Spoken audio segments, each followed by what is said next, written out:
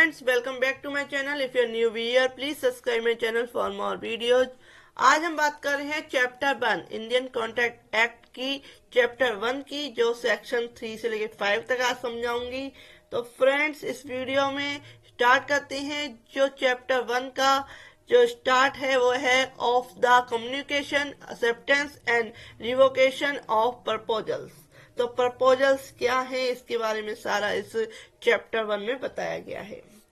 तो proposals, communication, acceptance and revocation of proposals, प्रस्तावनाओं की संसूचना, प्रतिग्रहण और प्रतिसंहरण, इन सब के बारे में बात करता है। ये सेक्शन 3 कहता है इसका कि जो प्रस्तावनाओं की संसूचना है या प्रतिग्रहण है या प्रतिसंहरण है, तो उसमें क्या है, कैसे किया जाएगा। तो जो प्रपोजल है, communication of proposals and acceptance of the proposals and the revocation of the proposals and acceptance respectively and deemed to be made by any act and omission of the party proposing, accepting and revoking, by which he intend to communicate such proposal, acceptance and revocation, or which has the effect of communicating it. It means कि जो प्रस्तावना, जो proposal किसी को दिया गया है, उसकी संसूचना मिलना या प्रस्तावना का ग्रहण कर लिया जाना, या जो प्रपोजल दिया गया है उसका मना करना, उसको प्रस्तावना करने वाले द्वारा, उसको ग्रहण करने के वाले या पति जिसने मना किया है उसके वाला, उस पक्षकार के द्वारा किसी ऐसे कार्य लोभ से हुआ समझा जाएगा जिसके द्वारा वह ऐसी प्रस्तावना, ऐसा प्रपोजल, प्रतिग्रहण, एक्सेप्टेंस एंड रिवोकेशन, प्रतिसंहरण को संसूचित करने का आशय रखता हो या जो उसे सूचित करने का प्रयास रखता हो। तो एग्जाम्पल लेते हैं। एग्जाम्पल से ज्यादा समझ में आता है कि यदि जो प्रपोजल से कोई कार्य करने का उल्लेख किया गया है, कोई प्रपोजल में कहा गया है कि ये कार्य जो है, इस प्रपोजल के थ्रू क्या है, ये बात रखी गई है कि ये काम करा जाना चाहिए और यह कार्य करना ही पर्याप्त होगा एक्सेप्टेंस के लिए, उसकी सूचना मिलने के लिए कि प्रपोजल जो है एक्सेप्ट हो चुका है या उसको एक्सेप्ट नहीं किया गया है। तो इसकी सूचना अगर उसने, व्यक्ति ने जो उस प्रपोजल में लिखा था कि ये कार्य करना है, और अगर वह कर लेता है, वो कार्य करना ही क्या है, उसकी एक्सेप्टेंस है उस प्रपोजल की। तो ये बताया गया है, केस है इसका वोगडेन बनाम Metropolitan railway company 1877 two appeal number 666। तो इस केस में ये बताया गया है कि यदि प्रपोजल से कोई कार्य करने का उल्लेख किया गया है प्रस्तावना से, तो उस कार्य को करना ही पर्याप्त है। नेक्स्ट आते हैं, एक और केस लो लेते हैं और एग्जाम्पल भी लेते हैं कि जब बोली लगाने वाले को बोली स्वीकार कर लिए जाने की सूचना मिल जाती है तो संविदा पूर्ण हो जाती है। ये कहा गया है, केस है स्टील यूनियन प्राइवेट लिमिटेड बनाम कमिश्नर ऑफ कस्टम्स AIR 2009 जो है, इसमें ये बताया गया है। ये कलकत्ता का केस है। तो फ्रेंड्स, अब हम बात करते हैं सेक्शन 4 की। सेक्शन 4 क्या कहता है, संसूचना कब संपूर्ण हो जाती है, कम्युनिकेशन व्हेन कंप्लीट। तो कॉन्ट्रैक्ट एक्ट के थ्रू जो कम्युनिकेशन है कब पूर्ण हो जाती है, इसके बारे में बताया गया है डिटेल में सेक्शन 4 में, कि प्रस्तावना की संसूचना तब संपूर्ण हो जाती है जब प्रस्तावना उस व्यक्ति के ज्ञान में आ जाती है जिससे वह की गई है, यानी कि किसी की नॉलेज में आ गई। तो संसूचना जो है कि कम्युनिकेशन जो है कि किसी व्यक्ति ने कोई बात रखी, कोई बात करी और उसकी सूचना क्या है, जिसके लिए वो बात हो रही है, वो प्रपोजल हो रहा है, उसको उसकी सूचना मिल जाती है। तो संसूचना जो है कंप्लीट हो जाती है कम्युनिकेशन। इसमें प्रतिग्रहण की संसूचना, the communication of the acceptance is complete, प्रस्तावक के विरुद्ध तब संपूर्ण हो जाती है, जो प्रस्तावक है जिसने प्रपोजल जो है उसके लिए तब संपूर्ण हो जाती है जब वह उसके प्रति इस प्रकार पारेषण के अनुक्रम में कर दी जाती है कि वह प्रतियोगिता की शक्ति के बाहर हो जाए। यानी कि जो है एक उसने लेटर डाला, एक पोस्ट करा लेटर, और उसने जो है पोस्ट लेटर कर दिया, तो उसके बाद जो है उसके लिए वो क्या है, संसूचना क्या है, निकल चुकी है कि वो लेटर उसका निकल चुका है। अब है प्रतियोगिता के विरुद्ध तब संपूर्ण हो जाती है जब वह प्रस्थापक के ज्ञान में आती है। जो इसने एक्सेप्ट करी है उसके विरुद्ध तब एक्सेप्ट वो हो जाती है, पूर्ण हो जाती है, जब जो प्रपोजल जिसने किया था उसके ज्ञान में आ जाती है कि जो एक्सेप्टर है उसकी क्या है, नॉलेज में वो चीज आ चुकी है, जो प्रपोजल है वो आ चुका है, तो उसके लिए तब कंप्लीट हो जाती है।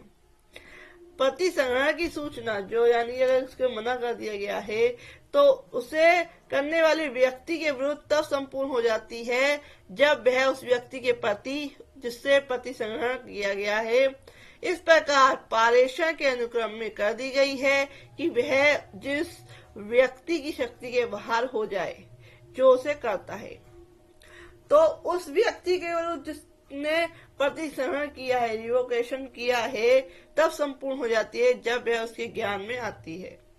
अब एग्जाम्पल समझते हैं, कंफ्यूजन बहुत है तो एग्जाम्पल समझते हैं। का अमुक कीमत पर खा को घर बेचने के पत्र द्वारा प्रस्थापना करता है। लेटर के द्वारा क्या है, एक प्रपोजल देता है कि मैं अपना घर जो है, जो का है, वह उस घर को इस कीमत पर बेचना चाह रहा है, उसने प्रपोजल किया। प्रपोजल की जो सूचना है, प्रस्थापना की जो संसूचना है, प्रपोजल को प्रस्थापना कहते हैं, कि जो संसूचना है तब संपूर्ण हो जाती है जब खा को पत्र प्राप्त होता है। खा को पत्र प्राप्त हुआ तो संसूचना जो है वह कम्युनिकेशन कंप्लीट मानी जाती है।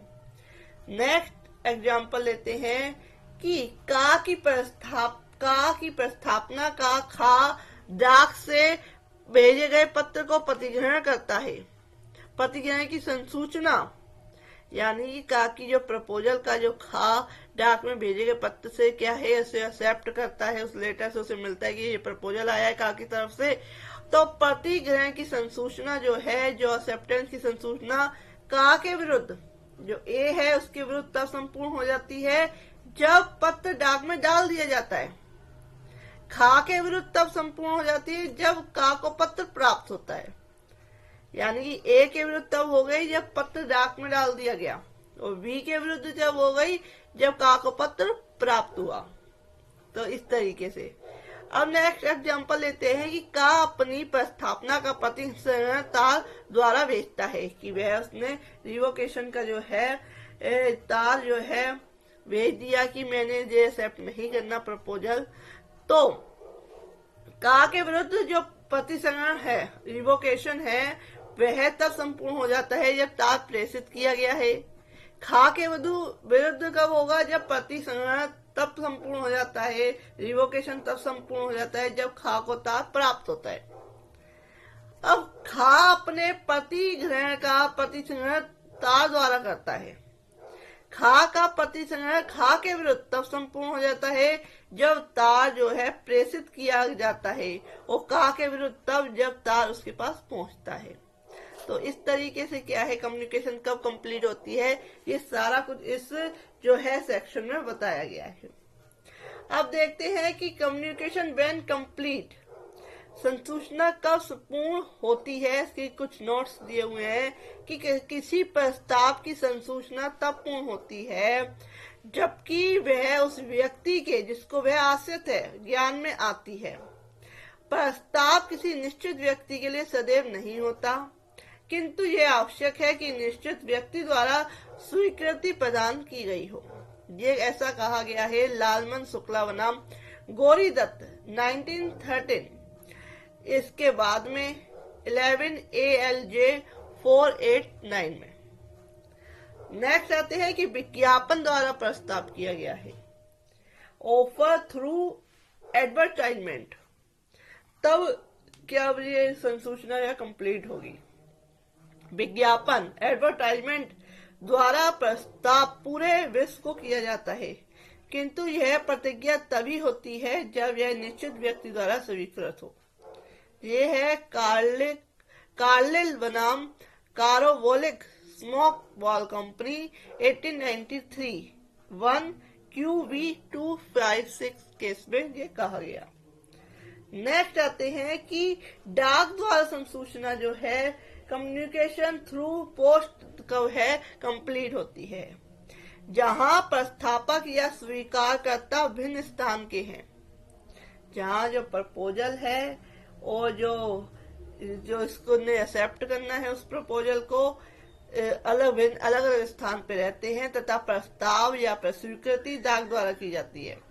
ऐसी दशा में जो स्वीकृति है तब तक पूर्ण नहीं होती जब तक कि प्रस्ताव करने वाले के पास पहुंच नहीं जाता, परंतु डाक द्वारा स्वीकृत इस सामान्य नियम का अपवाद है। स्वीकृति के परिधान का स्थान सारवान नहीं होता है और इसके बाद का कारण नहीं बनता है। ये ऐसा कहा गया है मैसर्स प्रोग्रेसिव कंस्ट्रक्शन लिमिटेड बनाम Bharat hydro power corporation limited AIN 1996 Delhi 9295। Next हम बात करते हैं कि प्रतिग्रहण पत्र सही पते पे डाक में डाल दिया जाता है जो किसी कारणवश प्रस्तावक के पास नहीं पहुंचता तो भी प्रस्तावक उससे बाध्य होगा। जो बड़ौदा ऑयल के ट्रेडर्स बनाम पुरुषोत्तम दास नारायण दास वगुलिया AIR 1954 बॉम्बे 491 में ऐसा कहा गया इस केस में। नेक्स्ट बात करते हैं कि प्रतिग्रहण पत्र सही यानी टेलीफोन या टेलेक्स द्वारा स्वीकृति, एक्सेप्टेंस बाय टेलीफोन और टेलेक्स। टेलीफोन की संविदा तब पूर्ण हो जाती है जब स्वीकृति की संसूचना प्रस्तावक के ज्ञान में आ जाती है। ऐसा कहा गया है भारत दास गोवर्धन दास केडिया बनाम गिरधारी लाल पुरुषोत्तम दास एंड कंपनी AIR 1966 SC 543 में। जब प्रतिग्रहण की संसूचना टेलीफोन या टेलीकास्ट द्वारा दी जाती है, सूचना तब पूर्ण मानी जाती है जबकि प्रस्तावक उसे प्राप्त करता है। संविदा का निर्माण उस स्थान पर होता है जहां प्रस्तावक प्रतिग्रहण की सूचना प्राप्त करता है। नेक्स्ट हम बात करते हैं कि प्रस्तावना और प्रतिग्रहणों का प्रतिसंग्रहण, रिवोकेशन और प्रपोजल एक्सेप्टेंस। कोई भी प्रस्तावना उसके प्रतिग्रहण की संसूचना प्रस्तावक के विरुद्ध संपूर्ण हो जाने से पूर्व किसी भी समय प्रतिसंहृत की जा सकती है। उसका क्या है, रिवोकेशन किया जा सकता है, किंतु उसके पश्चात नहीं। यानी कि कोई भी प्रतिग्रहण या उस प्रतिग्रहण की संसूचना प्रतिग्रहण के विरुद्ध संपूर्ण हो जाने से पूर्व किसी भी समय प्रतिसंहृत किया जा सकेगा, किंतु उसके पश्चात नहीं। अगर कोई प्रपोजल दिया गया है, अगर आप उसको खत्म करना चाहते हैं तो उसकी सूचना उसको मिलने से पहले, उसको एक्सेप्ट करने से पहले आप उस जो प्रपोजल है उसको खत्म कर सकते हैं। अगर उसने प्रपोजल को एक्सेप्ट कर लिया उसके बाद नहीं। एग्जाम्पल लेते हैं कि ए अपना घर खा को बेचने, बी को बेचने की प्रस्तावना डाक में भेजे गए एक पत्र द्वारा करता है। खा प्रस्तावना जो प्रपोजल को डाक से भेजे गए पत्र द्वारा प्रतिग्रहित करता है, एक्सेप्ट करता है। का अपनी प्रस्तावना को खा द्वारा अपने प्रतिग्रहण का पत्र डाक में डालने से पूर्व किसी भी समय या डालने के क्षण प्रतिग्रहण कर सकेगा, किंतु उसके पश्चात नहीं। यानी कि उसने जो प्रपोजल दिया था उसने डाक के द्वारा उसे भेजा, लेकिन अगर उसने एक्सेप्ट कर लिया तो एक्सेप्ट करने के बाद उससे पहले क्या है, उसके एक्सेप्ट करने से पहले वो उस प्रपोजल को डिनाई कर सकता है, अदरवाइज इसे मना कर सकता है, अदरवाइज नहीं। खा अपने प्रतिग्रहण को उसे संसूचित करने वाले पत्र का के पहुंचाने के पूर्व किसी भी समय पहुंचने प्रतिसंहृत कर सकेगा, मना कर सकेगा, किंतु उसके पश्चात नहीं। यानी कि उसने एक्सेप्ट कर लिया, उसकी तरफ से मना कब हो सकता है कि उसकी सूचना उससे पूर्व कभी भी वह कर सकता है। अगर उसको एक्सेप्ट हो गया जो उसने प्रपोजल दिया था उसके पास उसकी सूचना मिल गई कि ये एक्सेप्टेंस हो गया, उसके बाद वो प्रपोजल नहीं हटाया जा सकता। तो फ्रेंड्स ये था इसका प्रस्तावना का परिस्थिति संग्रहण किया, रिवोकेशन ऑफ ऑफर। तो पक्षकारों की भी संविदा निर्मित तब तक नहीं होती जब तक प्रस्ताव स्वीकृत न हो। इस बीच प्रस्ताव का प्रति संग्रहण असम्यक अनुचित न होगा। यह है नूटंकी शेयस रत्नम बनाम सब collector and education Vijayawada AIR 1992 SC 131 में। तो ये बताया गया। नेक्स्ट वीडियो में बताऊंगी आपको सेक्शन 6 से। तो फ्रेंड्स ऐसी वीडियो के लिए please subscribe my channel. Thank you for watching this video.